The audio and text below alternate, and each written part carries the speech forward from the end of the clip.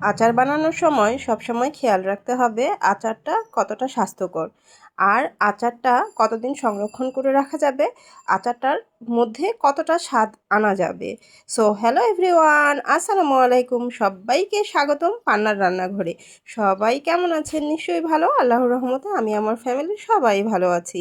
তো আমি আজকে কি নিয়ে এসেছি সবাই বুঝতে পারতেছেন যে আজকে আমি আচারের রেসিপি নিয়ে এসেছি, জলপাইয়ের আচার। আর এখন তো শীতকাল, এখন তো জলপাইয়ের আচারে ছড়াছড়ি, তাই না? তো দেখেন, আমি এখানে 1 কেজি পরিমাণ জলপাই নিয়ে নিয়েছি। আর হচ্ছে যে এই জলপাইগুলো আমি ভালো করে ধুয়ে পরিষ্কার করে নিয়েছি। তো ভালো করে ধুয়ে পরিষ্কার করে নেওয়ার পরে আমি এটা চুলায় হচ্ছে যে বসিয়ে দিয়েছি সেদ্ধ করার জন্য। তো আচারটা সেদ্ধ করার জন্য আমি পানি আর লবণ হলুদ দিয়ে এখানে চুলার মধ্যে বসিয়ে দিয়েছি। আমার আচার দেখেন, জলপাইগুলো কিন্তু আমার সেদ্ধ হয়ে গিয়েছে। আর যখন জলপাইটা সেদ্ধ হয়ে যায় তখন জলপাইটার গা থেকে কিন্তু ফাটল বের হয়, তখনই বোঝা যায় যে জলপাইটা সেদ্ধ হয়ে গিয়েছে। তো আমি জলপাইটা সেদ্ধ করে এখানে আধা ভাঙা করে চটকে নিয়েছি। চটকানোটা আর আমি হচ্ছে যে দেখালাম না, তো আমি এটা এভাবে চটকে নিয়েছি। এখন আমি হচ্ছে যে এখানে আচারের জন্য যে মশলাটা ব্যবহার করব, সেই মশলাটা আমি হচ্ছে যে এই যে প্যানে হচ্ছে যে একটু গরম করে নিচ্ছি। এটা কিন্তু খুব বেশি গরম করব না, জাস্ট হচ্ছে যে 1 মিনিটের মতো হচ্ছে যে আমি এটা জাল করে নিচ্ছি। তারপরে আমি এই যে প্যানে হচ্ছে যে 1 পোয়া পরিমাণ হচ্ছে সরিষার তেল দিয়ে নিলাম। তো হচ্ছে এই তেলটা এখন আমি গরম করব। গরম করার পরে এখানে আমি হচ্ছে যে এই তেলের মধ্যে আমি দিয়ে দিলাম অল্প পরিমাণে পাঁচফোড়ন, কারণ পাঁচফোড়নটা দিলে এটার একটা যে ফ্লেভার আলাদা আসে সেটা তো আমরা সবাই জানি। আর এইখানে আমি ছেড়ে দিলাম 5টা শুকনো মরিচ। তো আমি এই হচ্ছে যে শুকনো মরিচ আর পাঁচফোড়নটা কিছুক্ষণ জাল করব একটা শুকনো মরিচের স্মেল আনার জন্য, আর হচ্ছে যে পাঁচফোড়নটার একটা স্মেল আসার জন্য। তো ততক্ষণ পর্যন্ত হচ্ছে অপেক্ষা করব যতক্ষণ পর্যন্ত আমার নাকে বিশেষ করে স্মেলটা না আসে। তো হচ্ছে যে আসলে পাঁচফোড়নের তো একটা অন্যরকম স্মেল আছেই, আর শুকনো মরিচেরও কিন্তু একটা আলাদা রকম স্মেল আছে। তো দুটা স্মেল এনে তারপরে আমি হচ্ছে যে অন্য ধাপে চলে যাব। তো এখন কিন্তু আমি এখানে দিয়ে দিচ্ছি আমার হচ্ছে আধা বাটা করে রাখা রসুন কুচি। এই রসুনগুলো আমি হচ্ছে যে আধা বাটা করে রেখেছিলাম। তো এটা এখন আমি এখানে অ্যাড করে দিচ্ছি, কারণ আমরা সবাই জানি শুকনো মরিচ আর রসুন, একটা হচ্ছে যে পাঁচফোড়ন, শুকনো মরিচ মরিচ আর হচ্ছে যে রসুন, এটাই কিন্তু হচ্ছে যে মেন হচ্ছে একটা আচারের স্বাদটাকে হচ্ছে যে টেনে আনা। ঠিক বলছি তো, তাই না? তো হচ্ছে যে আমরা তো সবাই জানি যে আচার বানাতে আসলে আমাদের এই 3টা জিনিস কিন্তু লাগবেই লাগবে। তো আমি এই হচ্ছে যে রসুন, শুকনো মরিচ আর পাঁচফোড়ন এগুলো কিছুক্ষণের জন্য জাল করে নেব।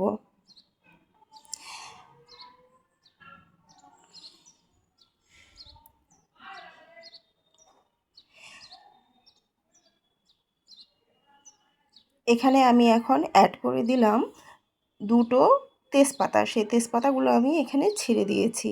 তো হচ্ছে যে এটা কিছুক্ষণ জাল করার পরে তারপরে আমি এখানে আমার যে চটকানো জলপাইগুলো আছে সেগুলো আমি ছেড়ে দেব।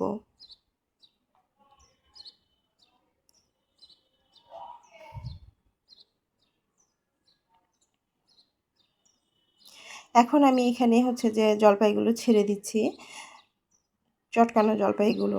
আপনারা হচ্ছে যে চাইলে, আমি একটু বেশি চটকে ফেলেছি, কারণ আমার যেই হচ্ছে যে জলপাইয়ের যে গোটা গোটা ভাবটা থাকে ওটা ওইভাবে আচারটা খেতে আমার কিন্তু ভালো লাগে না। যেটা চটকানো সেটা আমার একটু ফিনিশ হবে, মানে চটকানোটাই বেশি ভালো লাগে, যার জন্য আমি একটু বেশি করে চটকিয়ে নিয়েছি। আপনারা চাইলে এটা কিন্তু আরও আধা ভাঙ্গা করে রাখতে পারেন, সেটা আপনাদের হচ্ছে যে আপনাদের টেস্ট বা আপনাদের স্বাদ অনুযায়ী।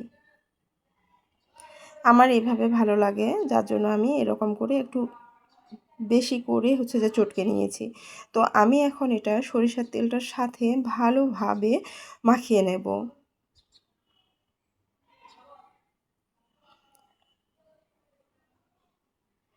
আর হচ্ছে যে খেয়াল রাখতে হবে যে এখানে কোনো পরিমাণে হচ্ছে যে পানি ব্যবহার করা যাবে না, এবং জলপাইটা সেদ্ধ করেছি তার ভিতরে কিন্তু পানি প্রবেশ করেই করেছেই, তো সেই পানিটা আমাকে ভালোভাবে শুকিয়ে নিতে হবে।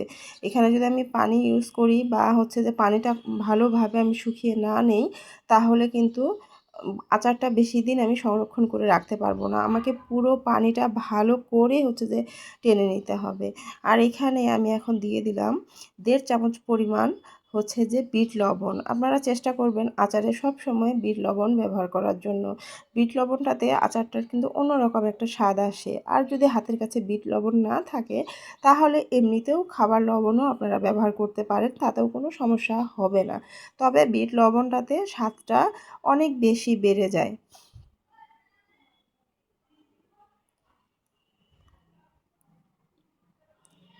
এখন আমি এটা উল্টাপাল্টা করে নাড়তে থাকবো যতক্ষণ না পর্যন্ত আমার হচ্ছে যে আচারের মানে জলপাইয়ের গা থেকে পানিটা না শুকিয়ে যায়, ততক্ষণ পর্যন্ত এটা নাড়াচাড়ার মধ্যেই আমাকে থাকতে হবে। কারণ হচ্ছে যে আহ, পানি কিছুতেই হচ্ছে যে জলপাইটাতে রাখা যাবে না, আবার নিচেও যেন লেগে না যায় সেটাও কিন্তু খেয়াল রাখতে হবে।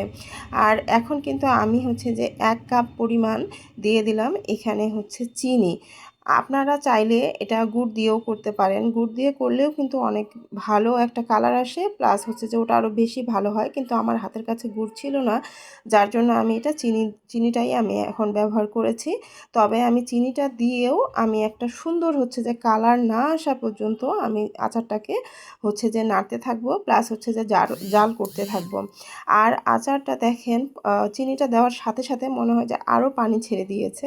তো এটা আসলে কোনো ব্যাপার না, চিনি দেই বা গুড় দেই, এটা দেওয়ার পরে কিন্তু এরকম একটা পানি ছেড়েই দেয়। তো হচ্ছে যে এই পানিটা না শুকানো পর্যন্ত আমাকে অপেক্ষা করতে হবে, প্লাস হচ্ছে যে আমাকে নাড়াচাড়ার মধ্যেই থাকতে হবে। আর এখন আমি দিয়ে দিলাম এখানে হচ্ছে যে 1/2 কাপ পরিমাণ ভিনেগার। কারণ হচ্ছে যে আচারটাকে অনেক দিন সংরক্ষণ করে রাখার জন্য ভিনেগারের কোনো বিকল্প নাই, এটা আমরা সবাই জানি। তো হচ্ছে যে এখন আমি এখানে অ্যাড করে দিয়েছি ভিনেগার, কারণ আচারটা যেহেতু 1 কেজি পরিমাণ জলপাইয়ের আচার আমি তৈরি করতেছি, সেহেতু এটা আমার কিছুদিন তো থাকবেই বাসায়। তো হচ্ছে যে যার জন্য আমি এখানে 1/2 কাপ পরিমাণ হচ্ছে যে ভিনেগার ব্যবহার করলাম। তো হচ্ছে যে আপনারা যদি অল্প পরিমাণে করেন তাহলে ভিনেগারটা না ব্যবহার করলেও চলবে। আর যদি একটু বেশি পরিমাণে আপনারা করেন, অনেক দিন সংরক্ষণ করে রাখতে চান, তাহলে অবশ্যই আপনাদেরকে ভিনেগারটা ব্যবহার করতে হবে। এখানে আমি উল্টাপাল্টা করে হচ্ছে যে নাড়তেই থাকবো, কারণ আমাকে খেয়াল রাখতে হবে যেন আচারটা আমার নিচে কোনোভাবেই লেগে না যায়। তো দেখেন নাড়াচাড়া করার মধ্যেই আমার কালারটা কীরকম চেঞ্জ হয়ে গিয়েছে। আর এটা হচ্ছে যে আমার এখনও কিন্তু আচারটার কোনো কিছুই হয়নি, জাস্ট কালারটা চেঞ্জ হয়েছে। আমাকে আরও অনেকক্ষণ এটা নাড়তে হবে, কারণ হচ্ছে যে কালার চেঞ্জ হয়েছে ঠিকই, কিন্তু তারপরেও এই যে যেগুলো হচ্ছে যে মানে একটু ভাঙাটা কম হয়েছে, সেটা কিন্তু সবুজ সবুজ দেখাই যাচ্ছে। তো এই সবুজটা না দেখা যাওয়া পর্যন্ত আমাকে কিন্তু এটা নাড়াচাড়ার মধ্যেই থাকতে হবে। কালারটা আরেকটা মানে একটা কালচে হচ্ছে যে কালচে ধরনের একটা কালার হচ্ছে যে আসতে হবে। আর দেখেন আমার আচারের গাটা থেকে কিন্তু হচ্ছে যে তেলটা ছেড়ে আসতেছে। তো এখনও কিন্তু আচারটা আমার হয়নি, আমাকে আরও কিছুক্ষণ অপেক্ষা করতে হবে, আরও কিছুক্ষণ আমাকে নাড়াচাড়ার মধ্যেই থাকতে হবে। যেই বন্ধুরা আমার ভিডিওটা এতক্ষণ পর্যন্ত দেখলেন, সবাইকে অসংখ্য ধন্যবাদ। সব বন্ধুদের কাছে আমার অনুরোধ রইল, এতক্ষণ যেই বন্ধুরা আমার সাথে ছিলেন তারা প্লিজ একটা লাইক ডান করে দেবেন। আর ভিডিওটা বন্ধু সার্কেলের মধ্যে অবশ্যই শেয়ার করে দেবেন। আর হচ্ছে যে আমাকে যদি আরও একটু বেশি ভালো লেগে থাকে, তাহলে একটা সাবস্ক্রাইব ডান করে আমার নোটিফিকেশনটা অন করে রাখবেন। আমার সাথেই থাকবেন, আমার পাশেই থাকবেন। অবশ্যই একটা গঠনমূলক কমেন্ট করতে কিন্তু ভুলবেন না। আপনাদের গঠনমূলক কমেন্টগুলো পড়তে আমার কিন্তু ভীষণ ভালো লাগে।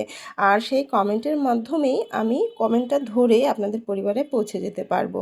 তো দেখেন আমার আচারটা কি পরিমাণে সুন্দর হয়েছে, কি পরিমাণে কালারটা জুসি হয়েছে। তো দেখেন তো একেবারে গা থেকে তেলটা একদম ছেড়ে দিয়েছে। আমি কিন্তু ধৈর্য হারাইনি, আমি কিন্তু অনেকক্ষণ যাবত এটা জাল করেছি, যার জন্য কালারটা এরকম এসেছে। আপনারা কিন্তু অনেকেই বলেন যে আচারের কালার এরকম আসে না কেন? অবশ্যই আসবে।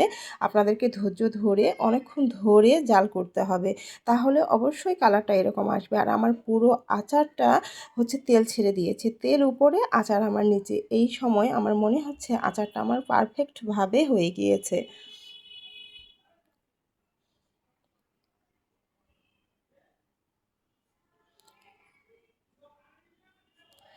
তো আজকে এই পর্যন্ত রাখলাম। সবাই ভালো থাকবেন, সুস্থ থাকবেন। সবাই আমার জন্য, আমার পরিবারের জন্য দোয়া রাখবেন। আমারও দোয়া রইল আপনাদের জন্য।